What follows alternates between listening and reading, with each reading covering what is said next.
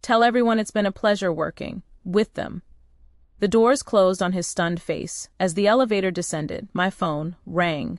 Scott's name flashed on the screen. I took a deep breath and answered. Ryan Thompson, where are you? We're all waiting in the lobby, ready to make history today. I'm Ryan Thompson, 47 years old, and I was about to have what I thought would be the worst day of my career.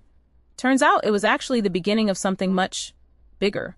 There's been a change of plans, I said, keeping my voice steady despite the cardboard box in my hands containing 22 years of my professional life.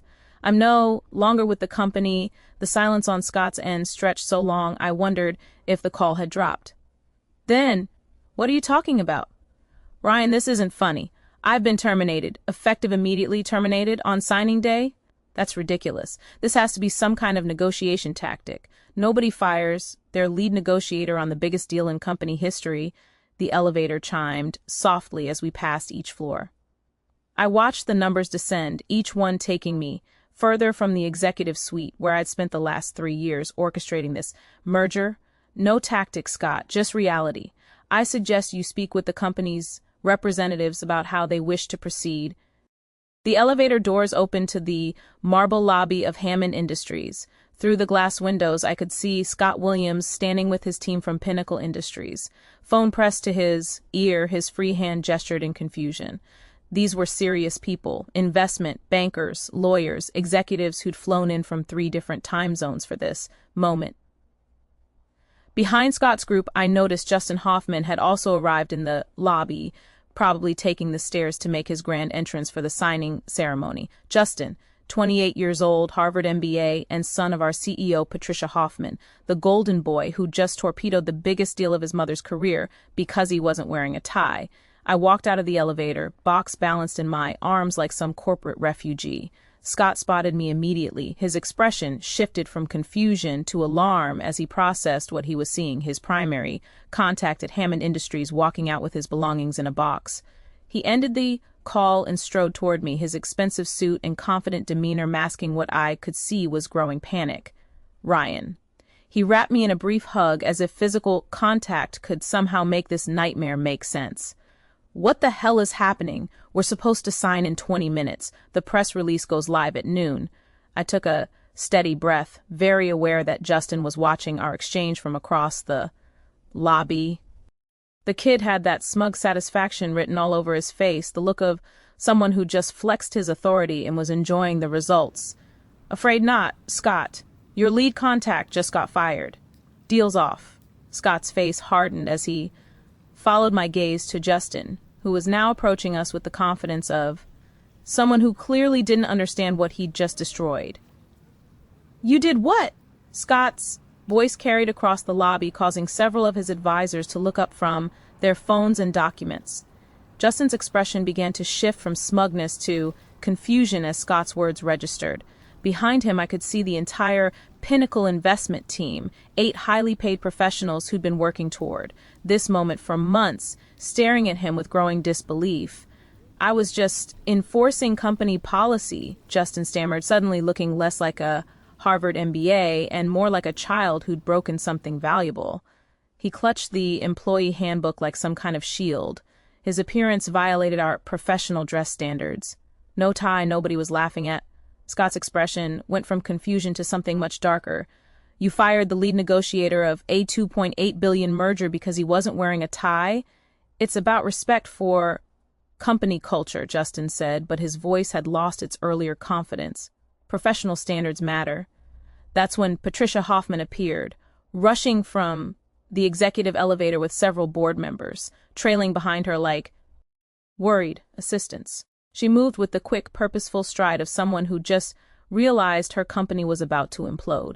Scott, I'm sure we can sort this out. Her voice carried that forced cheerfulness to us, and this is clearly just a misunderstanding. But Scott had already turned away from her, speaking quietly to his team. I caught fragments of their urgent conversation, words like respect for their own people, and if this is how they treat their best talent and fiduciary responsibility. I stood there silently, watching 3 years of my work dissolve in real time. 3 years of late nights, weekend calls, missed family, dinners, and careful relationship building. 3 years of understanding both companies' needs, navigating egos, and structuring a deal that would save Hammond Industries from bankruptcy, while giving Pinnacle the market expansion they wanted. All undone because Patricia Hoffman's entitled son thought dress codes were more important than business relationships. Patricia approached me, lowering her voice to that confidential tone that executives think shows sincerity. "Ryan, please, let's discuss this privately.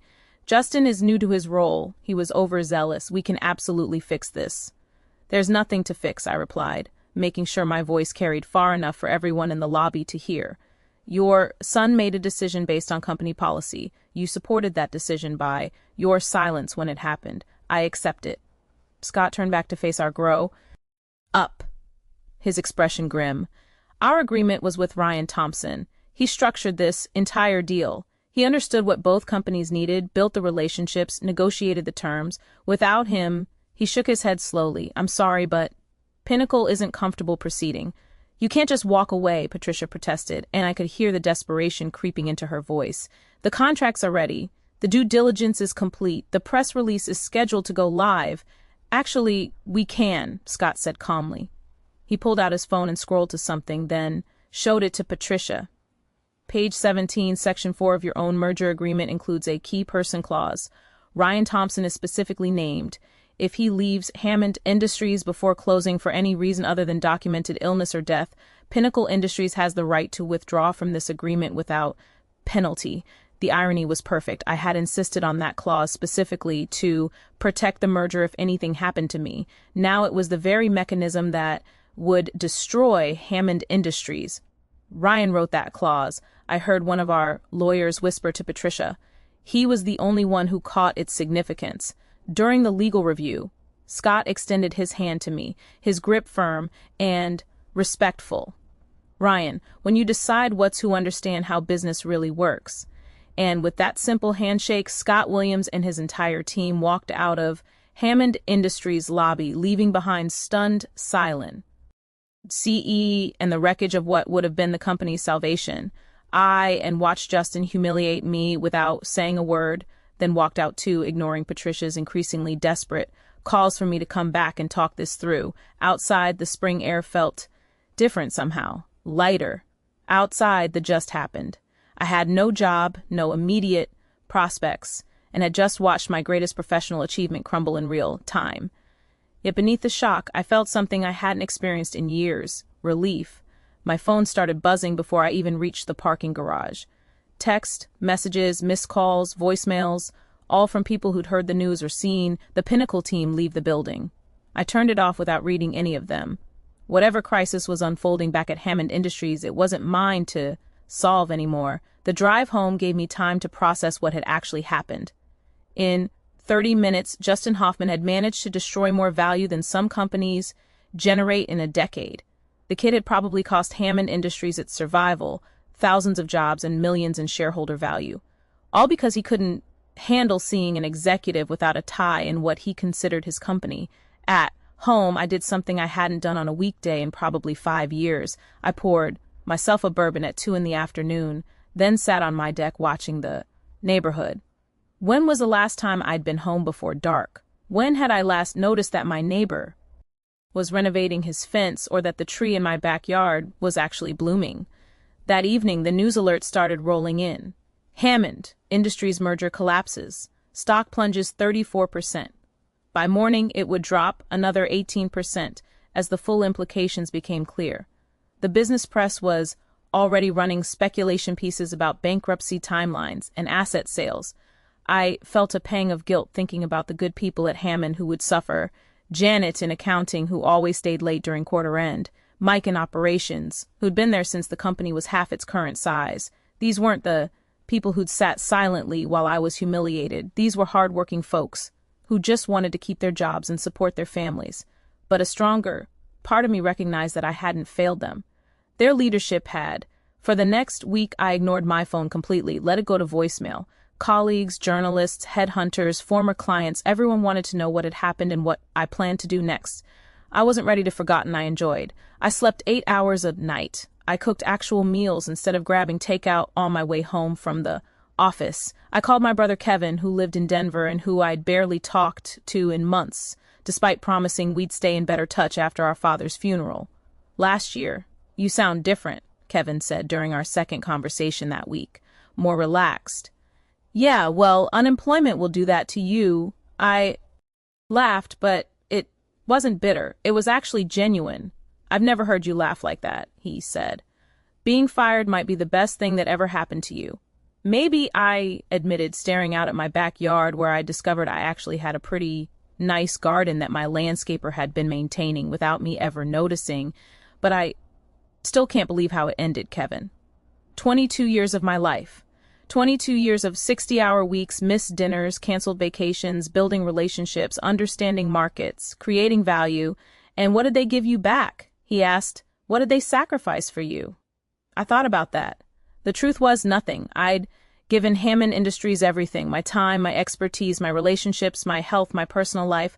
I'd spent 3 years personally guaranteeing the success of that merger, putting my reputation on the line with every conversation, every negotiation, every late-night call with Scott's team. And the first time Patricia, Hoffman's spoiled son, decided to flex his authority, they'd let him destroy me without a word of protest. You gave them everything, Kevin continued, and they let some kid with a fancy degree and a famous last name throw it all away because of, what, a dress code violation? He wasn't wrong. 2 weeks into me unexpected vacation, Patricia finally managed to reach me. I'd been screening calls, but I recognized her personal cell number and curiosity got the better of me. Ryan, her voice was tired, strained. We need to talk. Do we? I asked, genuinely curious what she might have to say, the board rustling in the background. It's worse than we initially anticipated. Much worse. We need your help. I almost laughed. Help with what exactly? Fixing the company? For a moment? The same Hammond Industries that fired me for not wearing a tie? Her sigh was heavy with what sounded like genuine regret. That was a catastrophic mistake. Justin has been removed from his position. He's been transferred to a junior role in research. I've been formally reprimanded by the board. The whole thing was handled terribly, I said. Nothing, letting her fill the silence. Please, Ryan, thousands of jobs are at stake here. People who worked alongside you for years, people who respect you and your work, people who sat silently while I was humiliated, I thought. People who watched their colleague get destroyed by a 28-year-old and didn't say a word. But I kept that observation to myself. What exactly are you offering? I asked instead. Come to the board meeting tomorrow. We'll discuss terms. You can essentially name your price. I found myself considering it, which surprised me, not because I needed the money or missed the office politics, but because there was a part of me, the part that had spent 22 years trying to save companies and build value, that couldn't quite let go of the challenge. I'll think about it, I said, ending the call. That night, I couldn't sleep. What did I actually want from this? Situation? Money? An apology? Revenge? By morning, I had my answer, and it was bigger than any of those things. I called Patricia back at 7 a.m. I'll meet with your board, I said, but not tomorrow. Today, this afternoon. And I'm coming with conditions. What kind of conditions? The kind that ensure this never happens to anyone else again. There was a long pause. Okay, 2 p.m., I'll be there. As I hung up, I realized I was smiling. For the first time in weeks, I had a plan. 4 hours later, I walked into the Hammond Industries boardroom wearing the exact same outfit I'd been fired in, khakis, dress shirt, blazer, and deliberately no tie. The message wasn't subtle, but then subtlety hadn't worked for me before. The board members rose when I entered, which was interesting. 2 weeks ago, they'd sat silently while Justin humiliated me, now ranged from desperate hope to embarrassed discomfort. Patricia looked like she hadn't slept in days. Justin was notably absent. Thank you for coming, Ryan, the chairman said. He was a guy named Robert Walsh, who'd been on the board for about 8 years but had never said more than hello to me before this crisis. We really appreciate your willingness to discuss the situation. Let's skip the pleasantries, I replied, taking a seat at the table where I'd presented quarterly reports dozens of times. In the 2 weeks since I left, your stock has fallen 62%. 3 major clients have announced they're reviewing their contracts with Hammond. The business press is running daily speculation about when you'll file for bankruptcy. Uncomfortable shifting around the table. A few board members exchanged glances. You've lost the Pinnacle merger, which was your last realistic chance at survival without major restructuring. Even if I could somehow convince Scott to reconsider, and that's a significant if, the terms would be substantially worse now. Pinnacle holds all the leverage. We understand the gravity of the situation, Patricia said. She looked older than I remembered, like the stress was aging her in real time. But we have to try something. Do you? I asked, because from where I'm sitting, it looks like you've already made your choice. You chose Justin's authority over business relationships. You chose dress code compliance over a $2.8 billion deal. You chose silence over defending the person who'd spent 3 years saving your company. The room went quiet. I could hear the air conditioning humming. Why should I help any of you? I continued, looking around the table and meeting each person's eyes. Every single one of you was in that conference room 2 weeks ago. Not one of you spoke up for me or questioned what was happening. You sat there and watched your colleague get destroyed by a 28-year-old kid, and you did nothing. More uncomfortable shifting. The chairman cleared his throat.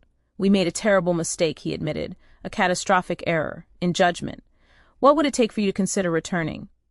I reached into my bag and pulled out a folder my attorney had helped me prepare the night before.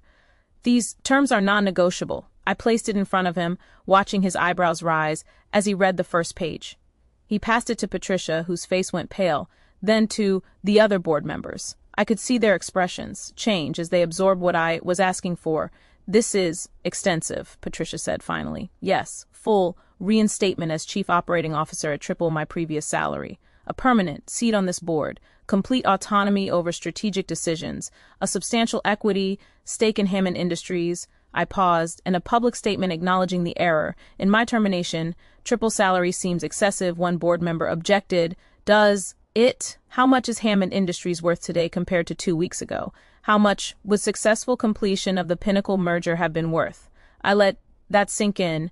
I'm essentially asking for a Robert read further into the document. This clause about new ventures. You want majority ownership of any new business initiatives you develop while employed here? 60% ownership. For me, 40% for Hammond Industries. Any resources I use will be properly compensated, all arrangements documented meticulously.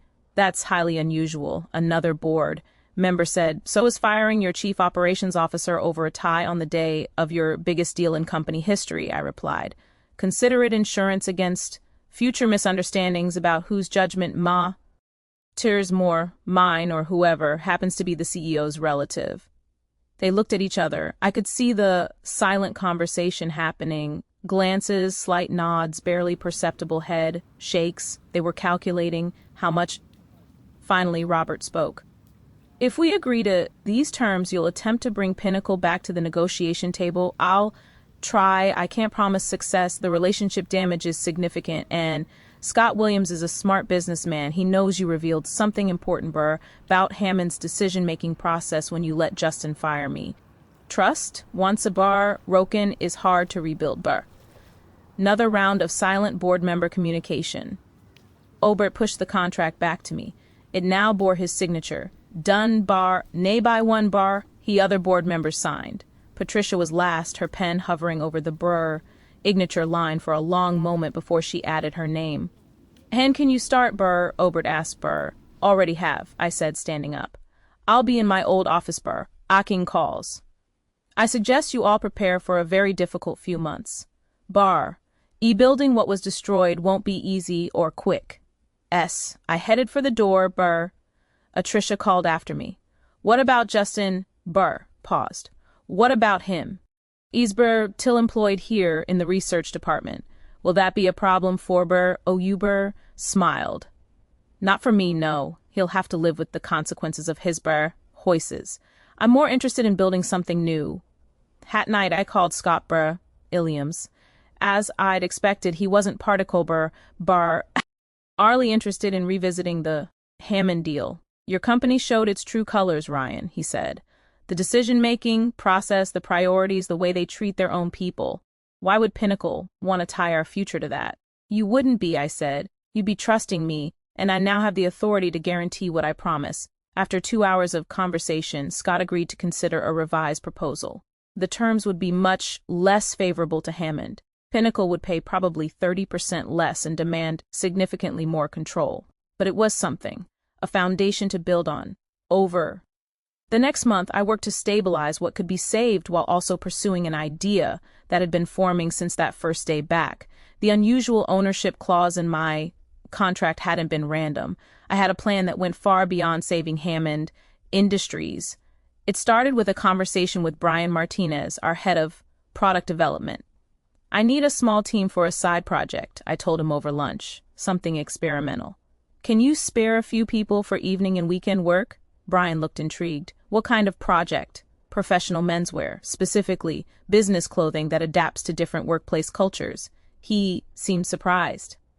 That's not our industry. No, I agreed, but it's a market with problems that need solving, and my new contract gives me the freedom to explore new verticals. Within a week, Brian had assembled 4 of his best people. They were excited about the creative challenge, designing clothing that could transition between formal and casual, traditional and modern, all while maintaining the highest professional standards. We called it Executive Edge, and it was going to change everything. 6 months later, Executive Edge was ready for launch. What had started as evening brainstorming sessions had become a sophisticated operation. We partnered with a manufacturing facility in North Carolina, developed proprietary fabric blends, and created designs that solved real problems professional men faced every day. I began wearing our prototypes to work, suits that could transition from boardroom formal to business casual with simple adjustments, shirts with convertible collars, jackets with subtle, removable elements. No one commented directly, but I noticed people watching, asking questions about where I shopped. The day before our official launch, I called a company-wide meeting. Everyone attended. They knew something big was coming. As I walked to the front of the conference room, I spotted Justin sitting in the back row, trying to blend into the wall. 6 months in a junior research role had significantly diminished his presence. Thank you all for coming, I began. Today marks an important milestone for Hammond Industries. We've weathered our crisis, stabilized our core business, and now I'm ready to announce something new. Patricia sat in the front row looking confused. This wasn't on her agenda. For the past 6 months, a small team has been working on a special project, one that represents not just innovation, but transformation. I clicked to display our first slide, the Executive Edge logo. I'm proud to introduce Executive Edge, professional menswear designed to adapt to changing workplace environments and standards. Murmurs swept through the room as I showed images of our designs. These aren't just clothes, they're solutions. Every piece addresses specific challenges professional men face daily. I gestured to my own suit. Take what I'm wearing. Standard business suit at first glance. But watch. I demonstrated the adaptability, collar adjustments, removable elements, style transitions. The room watched in fascination. No more buying multiple wardrobes for different workplace cultures. No more anxiety about arbitrary rule changes. I advanced to financial projections that made several executives sit straighter. Market research indicates significant demand. We've secured manufacturing partnerships, distribution channels, and a marketing strategy built on authentic storytelling. I paused, meeting Justin's eyes across the room. Every Executive Edge piece includes a tag explaining its inspiration. The story of how a single arbitrary judgment, a missing tie, nearly destroyed a company and derailed a $2.8 billion merger. Complete silence. Everyone knew exactly what I was referencing. That incident revealed something crucial. When professional capability becomes secondary to superfic, EL compliance, everyone loses. Executive Edge offers a practical solution. I clicked to our launch. Announcement tomorrow. Thanks to my employment contract granting majority ownership of new ventures, Executive Edge operates independently with Hammond, retaining 40% ownership. All development costs have been properly compensated and documented. Patricia stood up. Ryan, this is news to the board. Shouldn't we discuss timing?